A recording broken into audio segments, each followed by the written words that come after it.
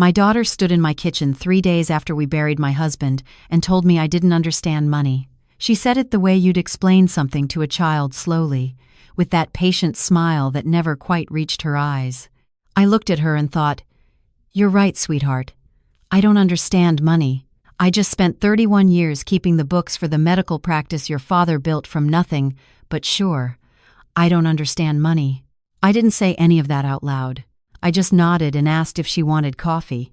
"My name is Margaret. I'm 68 years old, and 18 months ago, I signed over everything my husband and I built together, the practice, the property, the investment accounts, to my daughter and her husband.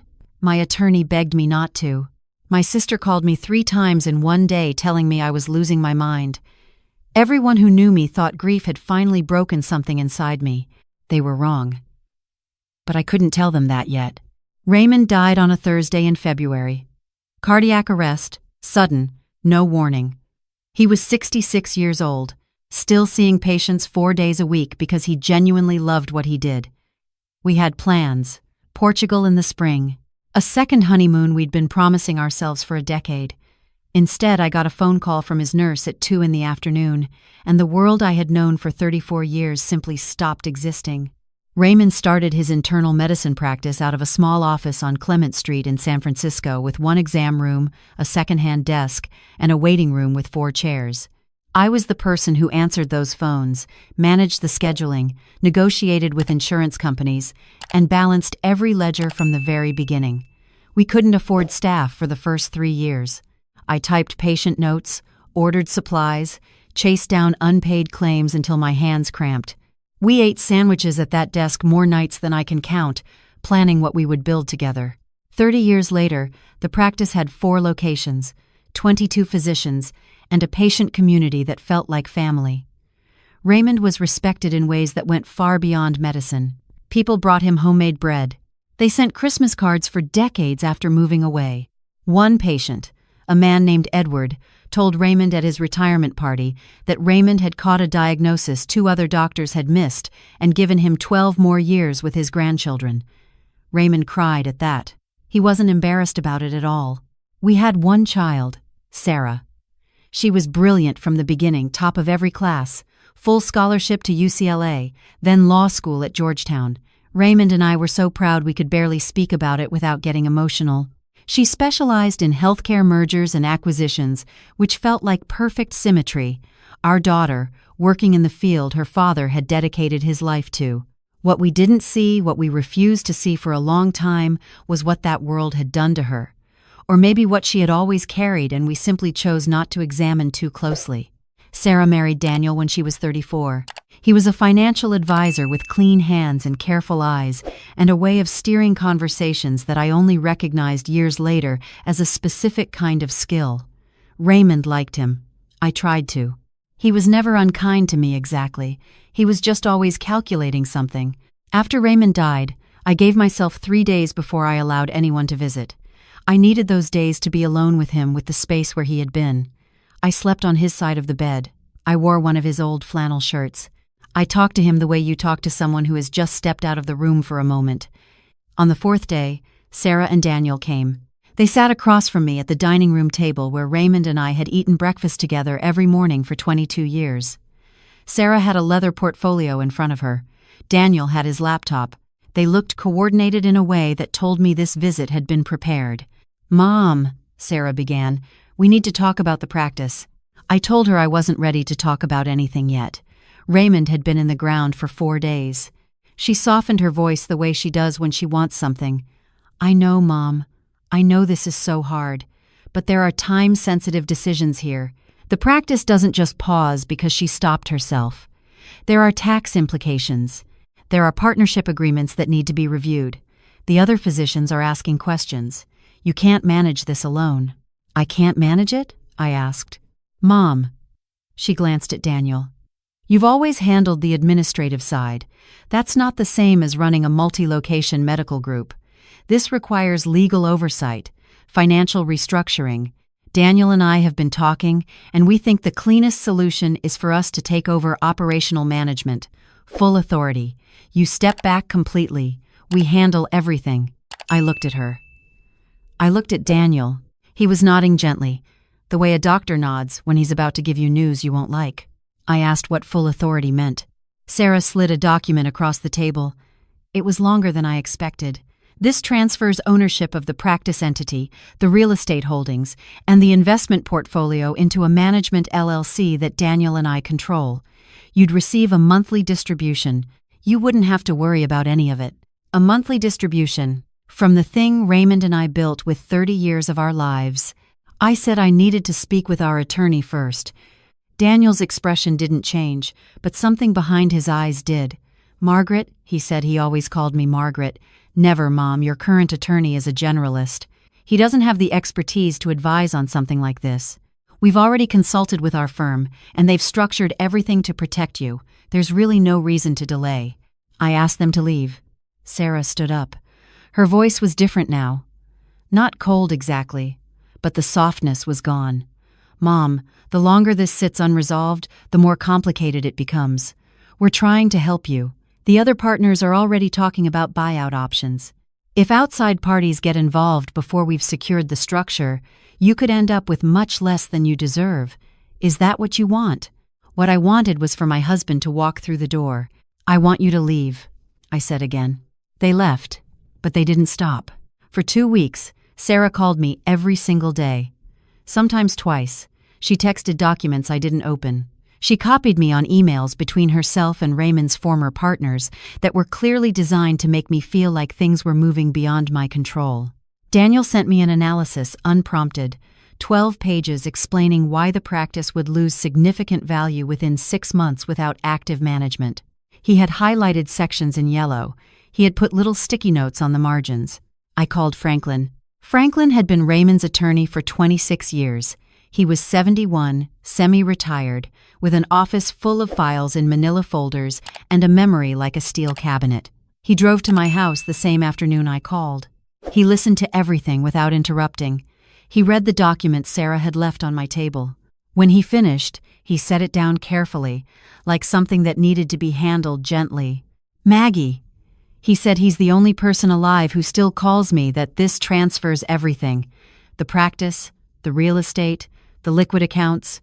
You'd have no ownership stake and no legal recourse if the distribution gets modified or stopped. He paused. They would own everything Raymond worked for, and you would have nothing but their goodwill. Can she do this? Can Sarah force this? Not without your signature. But she'll keep pushing, and she knows you're grieving. She knows you're exhausted.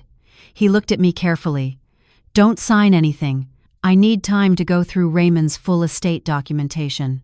There may be things in there we need to understand before any conversation with Sarah. I said, Franklin, before you do that, I need to tell you something. A few months before Raymond died, he came home late one night. It was a Tuesday. I remember because we always watched a particular show on Tuesdays and he missed it, which was unusual. He seemed quiet in a specific way, not tired, but like a man carrying something heavy and carefully. I asked him what was wrong. He said nothing, just a long day. But later, when I was nearly asleep, he said, Maggie, I need you to know that whatever happens, you are taken care of. I've made sure of it. Whatever happens. I asked him what he meant by whatever happens. He said, Franklin knows everything. If you ever need to know something, you ask Franklin. I thought he was talking about his health. He'd had a cardiology appointment that month. I thought he was preparing me for bad news about his heart. I pushed it out of my mind the way you push things out of your mind when you're not ready to face them. Franklin was very still when I finished telling him this. Raymond came to see me 8 months ago, Franklin said quietly. It was a private meeting. He asked me not to tell you the details until the right time. I felt something shift in my chest. What did he tell you? Franklin looked at me for a long moment. He told me about Sarah. What he told me that afternoon I won't repeat in full because some of it still hurts in ways that don't belong to anyone else. But the outline was this. Raymond had discovered, 14 months before he died, that Sarah and Daniel had been in quiet negotiations with a regional hospital network to sell a controlling interest in the practice. They had approached Raymond's partners. They had projected valuations. They had done all of this without telling Raymond, treating his life's work like an asset they were already entitled to manage before he was gone. Raymond confronted Sarah. She told him she was protecting the practice's future, that he was getting older, that the landscape was changing. She said it with the confidence of someone who has already decided the conversation is over. Raymond didn't say anything else to her that day. He came home, missed our Tuesday show, and started planning. He took 8 months, Franklin told me. He restructured everything. He created a protected trust with terms that Sarah and Daniel and even I didn't fully know about yet. And he included a mechanism that Franklin described as a clause that waits. "I need you to do something that will seem wrong," Franklin said. "I need you to give them what they're asking for." I stared at him. "Sign the transfer document. Let them take over the practice, the real estate, the accounts. Let them believe they've won. Because what they don't know, what Raymond made sure they would not know until they had already accepted everything, is that they are not inheriting an asset. They are inheriting a responsibility." "Tell me what you mean," I said. Franklin opened his briefcase and laid out a series of documents. The practice had 3 outstanding whistleblower complaints filed by former billing staff, complaints Raymond had known about and strategically allowed to remain unresolved, because resolving them early would have required disclosing them to any prospective buyer. The real estate holdings were cross-collateralized with commercial loans, whose ownership transfer clauses were triggered automatically the moment new controlling parties were registered. And the investment portfolio, the part Sarah and Daniel most wanted, was held in an account structure that carried a deferred tax liability large enough to consume most of its apparent value the moment it was liquidated or transferred outside the original trust framework. "And there is one more thing," Franklin said. "On page 9 of the transfer document Sarah gave you, the one she drafted, there is standard acquisition language that her own firm inserted as boilerplate.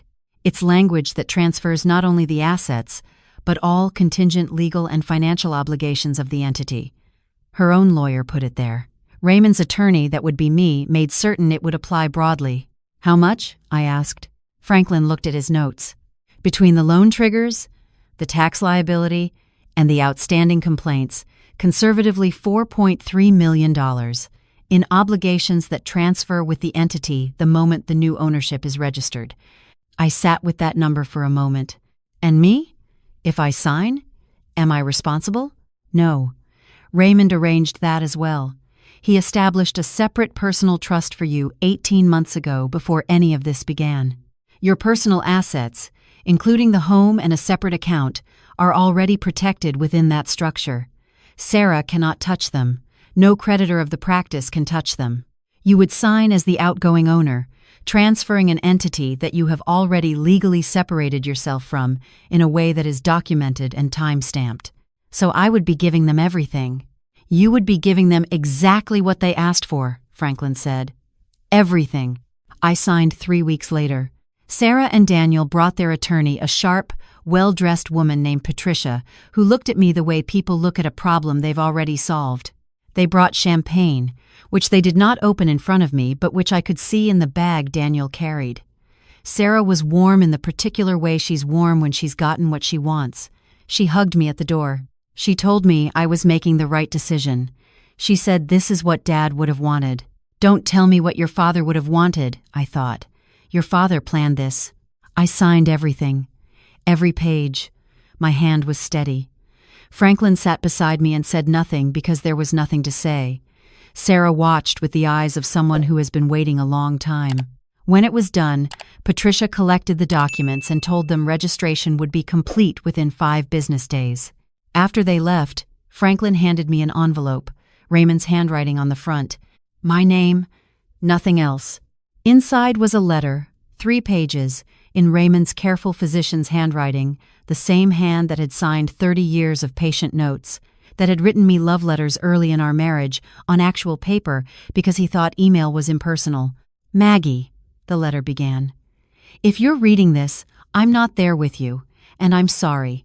I'm sorry I couldn't be there to fight alongside you the way I always imagined I would be. But I need you to know why I did it this way." I knew, the letter continued. I knew what Sarah and Daniel were planning before they thought I knew. I watched them for 14 months, and I let them believe I didn't see, because I needed them to act on their greed completely, without hesitation, before any protection was triggered. I needed them to reach the way they always reach, and I needed you to let them. The letter described what Franklin had told me, in Raymond's words, with Raymond's precision. The complaints, the loans, the liability. And then there was a paragraph I read 3 times before I understood it. I also want you to know something I didn't tell Franklin, because this part is just for you. 2 years ago, Edward, the patient who spoke at my retirement dinner, the one I caught the diagnosis on, came to me privately. He'd been doing some research. He told me he'd discovered that Sarah and Daniel had already approached one of the hospital networks on record as being interested in acquiring us. He gave me the documentation. He offered to testify if it ever came to that. I told him I hoped it wouldn't, but I want you to know that the people who love you are not only the ones whose names you know. Sometimes they're standing quietly in rooms you didn't notice. I set the letter in my lap and looked out the window for a long time. The registration completed on a Tuesday. The first loan trigger notice arrived at Sarah's new office address on the following Monday. Franklin called me that evening to let me know. 3 weeks later, Patricia, Sarah's attorney, called Franklin directly. Her voice, Franklin told me later, was careful in the way that professionals are careful when they've realized they've made a significant error. The complaints escalated within 60 days, as Raymond had known they would once there was a new ownership entity with no prior relationship with the complainants. The commercial loan recalls came in waves, first one property, then another, as the cross-collateral structure did exactly what it was designed to do. The investment portfolio's deferred liability was discovered by Daniel's own accountant during a routine review, and Franklin told me the description of that meeting, secondhand, was something he would not forget. I was not present for any of it. I didn't need to be. I had moved into the small house in Marin County that Raymond had quietly deeded into my personal trust 2 years before his death. It was a house I had never seen before. Franklin showed it to me. Raymond had arranged it that way deliberately so that I would have no prior knowledge to testify about. It had a garden. It had a porch that faced west. It had a kitchen with enough counter space to finally bake the way I'd always wanted to but never had time for. I adopted a dog, a senior beagle from the rescue shelter, who had a gray muzzle and the most dignified expression I had ever seen on an animal. I named him Raymond. He slept at the foot of my bed and sighed contentedly whenever I scratched behind his ears, which felt, in the strangest way, like company. I painted the guest room yellow because I'd always wanted a yellow room. I planted tomatoes. I joined a book club at the library in town where no one knew anything about me except that I liked Russian novels and brought good snacks. 6 weeks after the registration completed, Sarah called me. She did not sound like my daughter. She sounded like someone standing at the edge of something they had not seen coming. Mom. Her voice was stripped of everything, the patience, the strategy, the management. There's something wrong with the documents. There are problems with the transfer. We need to talk. I told her I was sorry to hear that. Her voice sharpened for just a moment, and then she seemed to catch herself. Mom, please. I need to understand what happened. Dad, was there something Dad did? Did he know about these liabilities? Did you know? I told her I had trusted her father completely and that he had handled the business details, which was true. She was quiet for a moment. Then, we could lose everything. I understand that must be very frightening, I said. She hung up. Patricia sent a formal letter 2 weeks later outlining grounds for a potential challenge to the transfer. Franklin replied with a response that was courteous and completely impenetrable. The challenge went nowhere. The documents were clean. The signatures were voluntary. Sarah and Daniel had accepted the transfer of an entity with full legal language, incorporating all contingent obligations. There was no fraud, no concealment. Raymond had been scrupulous about that. There was only the fine print that their own attorney had written and failed to read closely enough. The case closed without a hearing. I didn't hear from Sarah for 4 months after that. I heard from my sister, from Raymond's former partners, fragments that reached me without my seeking them. The practice was being wound down. The legal process was slow and expensive. Daniel had left. I heard this from 2 separate people without asking, though I didn't know the details and didn't look for them. One afternoon in November, standing in my garden with my hands in the dirt and Raymond the beagle asleep on the grass nearby, I thought about Raymond, my husband, and what he had believed. He believed people could change. He believed that the worst version of someone was not necessarily their final version. He said it about patients sometimes, about the ones who came in having ignored their health for years, having made every wrong choice. He never dismissed them. He said every person who walks through that door is still capable of becoming someone different. You have to leave the door open for that.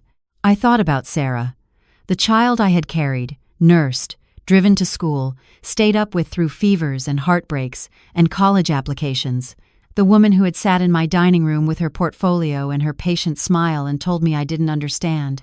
I thought about whether I was still able to hold two things at once, the grief of what she had done and the love that didn't disappear just because she had.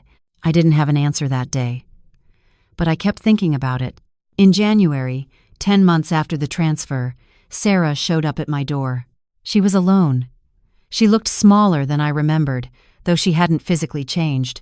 The armor she usually wore, the suit, the posture, the tone was gone. She was wearing a coat I recognized from years ago, before the Georgetown salary, before Daniel. She looked like someone trying to remember who she had been before she became who she was. I let her in. I made coffee. Raymond the Beagle investigated her thoroughly and then, to my surprise, put his chin on her knee. She started 3 times before she actually spoke. Finally, she said, "I don't know what to say to you. I don't know if there's anything I could say." "You could start with whatever is true," I said. "What's true," she said slowly, "is that I spent so many years watching Dad build something beautiful and feeling like I was standing on the outside of it looking in, like no matter what I achieved, I was still just the daughter in the waiting room. And when he died," she stopped. "When he died, I thought if I controlled the practice, I would finally have something of his, something that was mine too." She looked down at her coffee. "But it was never mine, was it? It was his. It was yours. And I walked in there 3 days after you buried him and treated it like a transaction." I didn't say anything. "I knew what I was doing," she said quietly. "I want you to know that. I'm not going to sit here and tell you I was confused or grieving and didn't understand. I understood. I just chose wrong. I chose what I wanted over what was right. And I let Daniel," she stopped again. "I let other people's priorities become my priorities because it was easier than facing what I actually wanted, which was," she paused a long time, "I wanted you to need me. I wanted to be the one who took care of something instead of the one who was always being taken care of. I went about it completely wrong. I looked at my daughter for a long time. The part of me that was still her mother, the part that had been there from the beginning and apparently couldn't be transferred away in any legal document, recognized something genuine in what she was saying. I didn't know whether it was enough. I didn't know whether enough existed yet. "Sarah," I said finally, "what you did hurt me in ways I'm still discovering. You walked into my house while I was still learning how to breathe without your father, and you treated everything we built together as though it had already been redistributed. You treated me as though I were a problem to be managed instead of a person who had just lost everything." She nodded. She didn't look away. "Your father spent months preparing something to protect me from exactly that," I said. "He knew you maybe better than I was willing to. And he chose not to fight you openly, which I think was his way of leaving a door open. He could have. Franklin had options. Your father chose the path that gave you the consequence without permanently destroying the possibility of something different." Sarah wiped her face with the back of her hand. She looked young suddenly, the way she looked at 6, waking up from a bad dream. "I don't deserve another chance," she said. "I know that. Deserve is a complicated word," I said. "Your father used to tell me that the patients who needed the most care were usually the ones who felt they deserved it the least. He thought that was worth paying attention to." We sat with that for a while. Raymond the Beagle had fallen asleep with his head still on her knee. "I'm not ready to pretend this didn't happen," I told her. "I'm not going to fold this away and act as though we're starting fresh. We're not. We're starting from where we actually are, which is somewhere more honest and more painful than where we were before, and if we build anything from here, it's going to have to be built on what's real." She nodded. "I understand. I'm willing to find out what's possible," I said. "I don't know what that looks like yet, but I'm willing to find out." Sarah left 2 hours later. At the door, she stopped and turned back. "Mom, did Dad know? At the end, when he was writing everything up, do you think he knew he was protecting me too? Not just from the consequences, but from becoming someone worse than I was?" I thought about the letter. I thought about the words Raymond had written on those 3 pages. I thought about the man who had cried at a patient's retirement party and never been embarrassed about it. "I think your father saw exactly who you were capable of being," I said. "And I think everything he did was designed to make sure you had the chance to get there." She held my gaze for a moment. Then she nodded, just once, and walked to her car.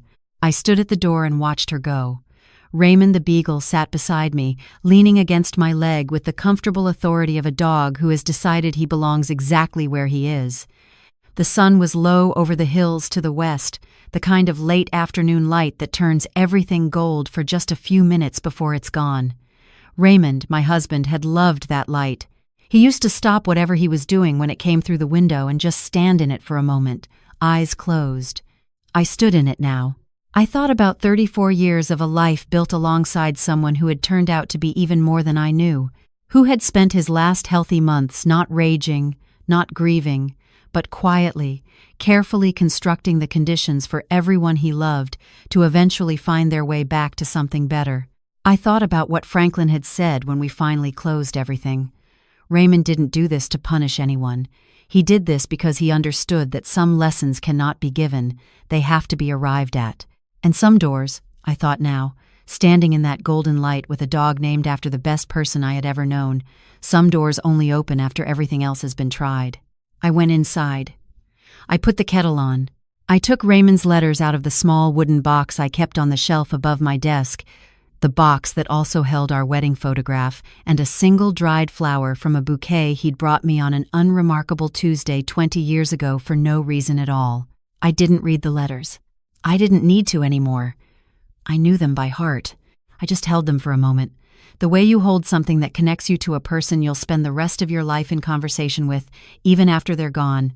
"Thank you," I said to the room, to the light, to the man who had loved me well enough to keep protecting me long after he was no longer here to do it in person.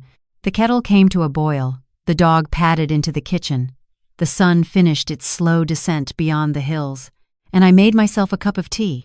In my yellow-roomed house, in the life Raymond had quietly built around me like a shelter, and I sat with the particular peace of someone who has been, against all odds, genuinely loved. Now I want to ask you something before you go.